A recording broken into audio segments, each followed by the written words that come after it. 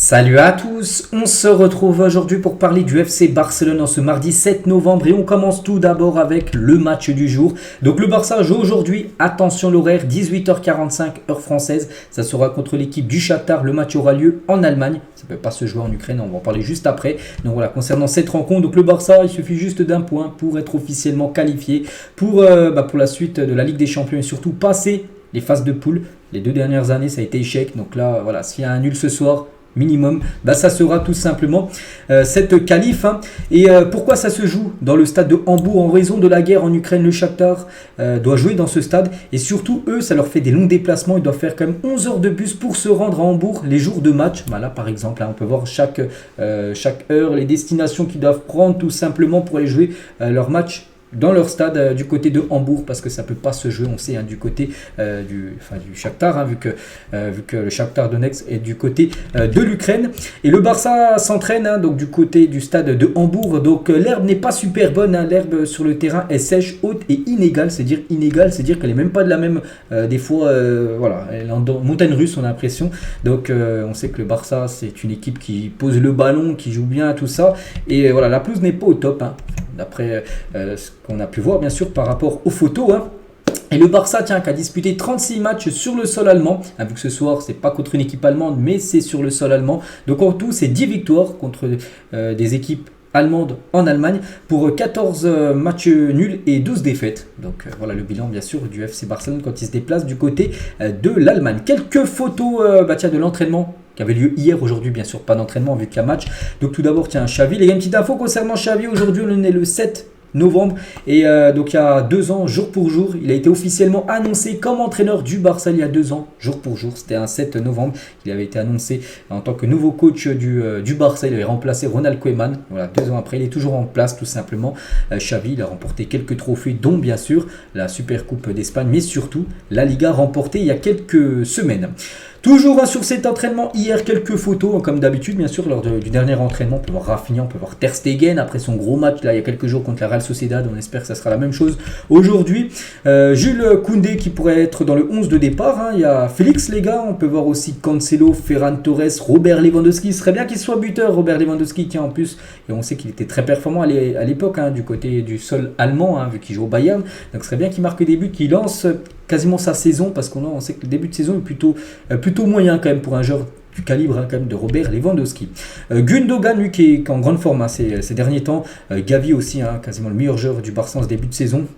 Rafinha ou même Pedri. Pedri les gars était présent bien sûr à l'entraînement et Pedri devrait jouer aujourd'hui son premier match en Ligue des Champions après plus d'1 an. Le dernier remonte à une défaite 3-0 contre le Bayern Munich. Voilà, ça faisait longtemps qu'il n'avait pas joué. Normalement, il ne sera pas normalement titulaire, mais il devrait certainement rentrer en cours de jeu tout simplement. Pedri.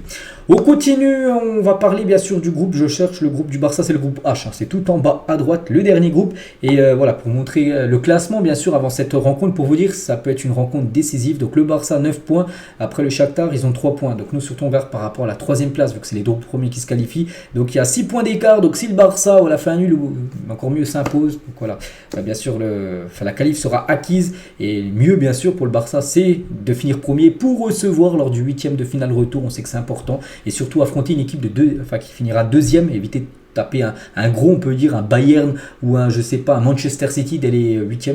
Donc c'est pour ça, il faut absolument finir première position.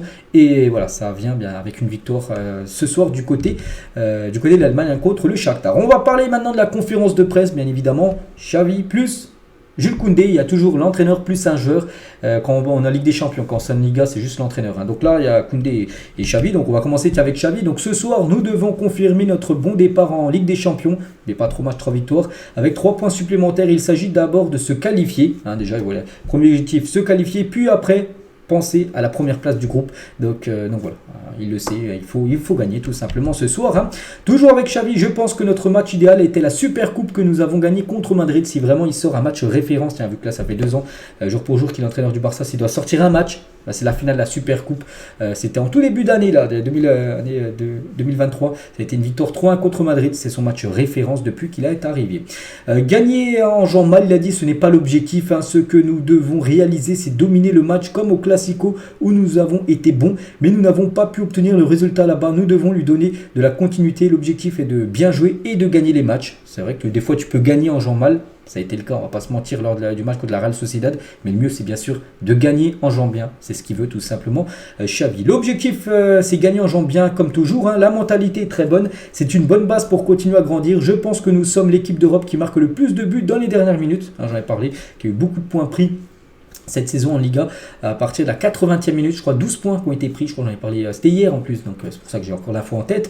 Il parle de Pedri, donc Pedri, c'est sûr que lorsque tu es blessé, tu n'es pas heureux. Quand tu le vois jouer, ensuite tu es heureux car tout va bien. Il faut prévenir le plus les blessures, quand il est là, on gagne plus et on marque plus. C'est vrai que quand il est là, les statistiques ne mentent pas, je les ai montrées en plus il y a quelques temps là, que le Barça est bien plus performant quand Pedri est titulaire que quand il est tout simplement à l'infirmerie. Toujours avec Xavi, on veut jouer un très beau football et mettre des goleadas, mais ça se passe pas à tous les matchs, donc des goleadas, c'est-à-dire des golazos, des magnifiques buts, mais ça se passe pas à tous les matchs. Il y a des rivaux en face qui mettent de l'intensité, il faut chercher cette constance, essayer de le faire.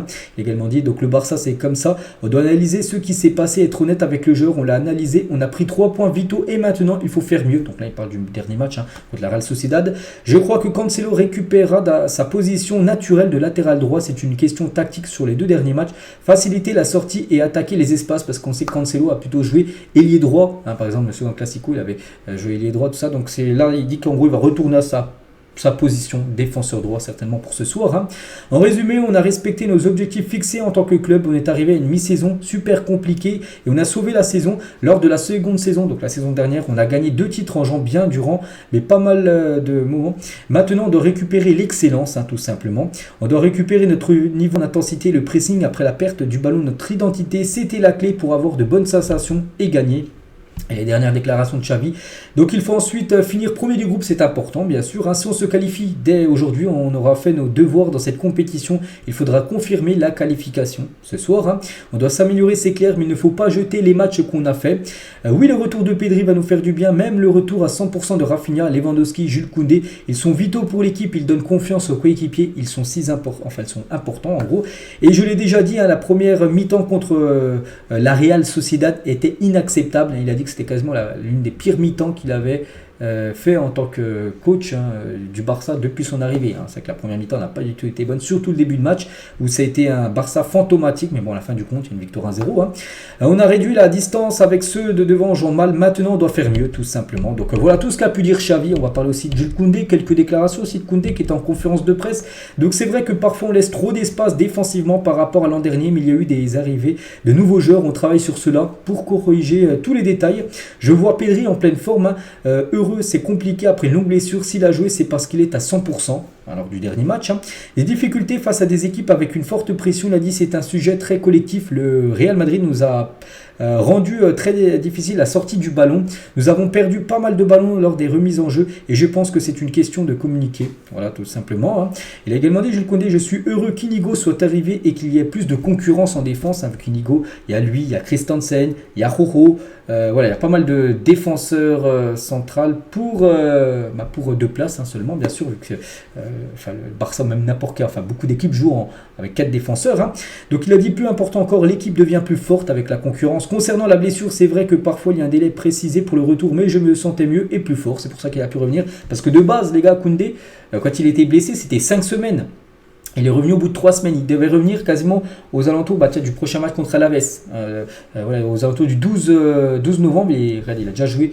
Il était présent lors des derniers matchs. Donc il est revenu plus rapidement que prévu. Parce qu'en gros, sa blessure, il s'est rétabli beaucoup plus rapidement. Plus que mettre en avant un joueur du Shakhtar, c'est une équipe qui joue bien. Nous avons bien fait en première mi-temps contre eux lors du match aller. Mais ensuite, ils nous ont mis à une difficulté. Nous allons essayer de jouer un match complet ce soir. Je suis content de ma position. Nous avons une conversation avec Xavi la saison dernière, je voulais jouer en tant que défenseur central et non à droite. C'est là que je peux le plus contribuer, mais je ne refuserai jamais de jouer en tant que latéral. S'il doit jouer cette position-là, il n'y aura pas de souci bien sûr pour Koundé. Je suis d'accord que parfois il y a des matchs dans une saison où vous ne jouez pas bien, où vous n'avez pas les meilleurs sentiments et envies. C'est arrivé l'année dernière et peut-être que cela se reproduira. L'important est de savoir, gagner tout simplement quand il le faut. Ça a été le cas samedi. Toujours avec Koundé, je suis d'accord avec Laporta. Parfois il y a des matchs où on ne joue pas bien et on finit par obtenir les 3 points. Donc samedi, c'est arrivé l'année dernière et ça se reproduira certainement bien sûr cette saison. Et pour finir, les 2 dernières déclarations de Koundé, il y a des matchs dans lesquels c'est un peu la même réponse qu'avant. Et le vestiaire sait qu'il y a des choses à améliorer, mais nous, nous sommes bons, hein. Nous voulons gagner, car c'est un match très important et donner le meilleur de nous-mêmes. Donc voilà, la longue conférence de presse de Koundé et bien sûr de Xavi pour cette rencontre. Concernant les compos, donc voilà, ça pourrait être ça le 11 de départ côté Blaugrana. Donc Ter Stegen au but, bon ça, il n'y a pas trop de surprise. Baldé, Inigo, Martinez, Koundé et Araujo. Araujo pour être défenseur droit, après c'est compo probable, hein. Je ne suis pas dans la tête de Xavi, peut-être il va changer quelque chose, j'en sais rien, mais voilà, ça pourrait être ça, d'après Mundo Deportivo, ça pourrait être ça. Milieu de terrain, Oriol Romeu pourrait rejouer. Lui qui a été sur le banc tout le match, hein, lors du dernier match de la Real Sociedad. Gavi, Gundogan, et devant Ferran Torres, Lewandowski et Rafinha. Félix devrait souffler ce match-là. Félix, donc voilà, certainement le 11 de départ pour cette rencontre. Concernant les prochains matchs, donc là aujourd'hui on est le 7, on a parlé de l'avant-match contre le Shakhtar. À N'oubliez pas, il y a l'équipe du Deportivo Alavés, ça sera à domicile, hein, cette fois-ci, ça sera le 12, ça sera dimanche prochain, puis après ça sera la trêve, puis après il y aura le Rayo et Porto au programme pour les 2 derniers matchs pour le mois de novembre. On revient sur Félix, hein, j'ai dit qu'il devrait souffler. Félix, les gars, ses stats sur ses 9 derniers matchs, il a fait 9 matchs sans marquer de but. C'est vrai qu'il a commencé fort les buts de saison. Et là, il reste sur une série de 9 matchs sans marquer. Félix, donc c'est pour ça que ce serait bien qu'il retrouve le chemin des buts très rapidement. Fermin Lopez pourrait être appelé pour la première fois en équipe d'Espagne avec l'équipe A. Je vous parle parce qu'il est souvent appelé avec les espoirs. Mais là, il pourrait être appelé pour les 2 prochains matchs, hein, vu que la trêve là, qui arrive là, dans moins de 2 semaines. Et voilà, il devrait être appelé normalement avec le groupe A. Et aussi Pedri, les gars, Pedri qui revient de blessure, qui va peut-être même pas jouer ce soir, mais il devrait. L'Espagne prévoit de convoquer Pedri pendant la trêve. Voilà, donc à peine qu'il revient de blessure, voilà, Luis de la Fuente compte déjà sur Pedri qui devrait faire son retour en sélection espagnole. Du côté du Brésil, Rafinha a été convoqué pour le Brésil, donc pour 2 prochains matchs importants, la Colombie et l'Argentine, pour le Brésil au programme lors de la trêve internationale. Les 2-1 que je vous montre tous les jours, Sport et Mundo Deportivo. Donc Sport, ça parle de Super Girona. Hein, voilà, Girona qui réalise un gros début de saison, mais surtout, juste en haut, le Barça en route pour les 8e de finale. En gros, s'il y a bien sûr, hein, j'ai dit un nul, ça sera la qualif officielle. Hein. Et la une aujourd'hui, Mundo Deportivo, c'est plutôt la reine Aitana Bonmati, hein, voilà, qui fait la une de ce journal. Dembélé, ancien joueur du Barça, il a eu un entretien, une interview avec le journal L'équipe. À la base, je me suis dit que j'allais rester à Barcelone. Ce sont les contacts avec Paris qui m'ont donné envie de partir. Donc voilà, en gros, pourquoi il a quitté tout simplement le Barça pour aller du côté du PSG. Les maillots les plus vendus du Barça cette saison, donc c'est Lewandowski qui vend le plus de maillots, devant le maillot de Gavi. Ensuite, 3e maillot, c'est Pedri. 4e maillot, c'est Alexia Putellas. Et le 5e maillot le plus vendu, c'est celui de Bonmati. Voilà les 5 joueurs ou joueuses, hein, qui vendent le plus de maillots du côté du FC Barcelone, donc hommes et femmes confondus. Ter Stegen et Araujo ont été inclus dans l'équipe SofaScore de l'équipe de la semaine de la Liga par rapport à leur gros match, hein, il y a quelques jours contre l'équipe de la Real Sociedad. C'est vrai que ça n'a pas été un énorme match du Barça, mais eux ont été performants. Ter Stegen au but et Araujo en tant que buteur. Donc voilà les 2. Félicitations pour eux. Et on finit bien sûr avec le pronostic, hein, vu qu'il y a un match aujourd'hui. Donc Shakhtar contre le Barça, mettez-moi un petit prono en commentaire pour ceux qui veulent. Donc moi je vais partir sur une victoire du FC Barcelone, une victoire 3-1 du Barça ce soir en Hambourg, hein, voilà, pour affronter cette équipe du Shakhtar. Donc voilà ce qu'il y a à dire, j'espère que ça vous a plu. On se retrouve bien évidemment demain, on parlera bien sûr du résultat, on fera le débrief de cette rencontre. Et moi je vous souhaite un bon mardi, un très bon match à vous et à demain.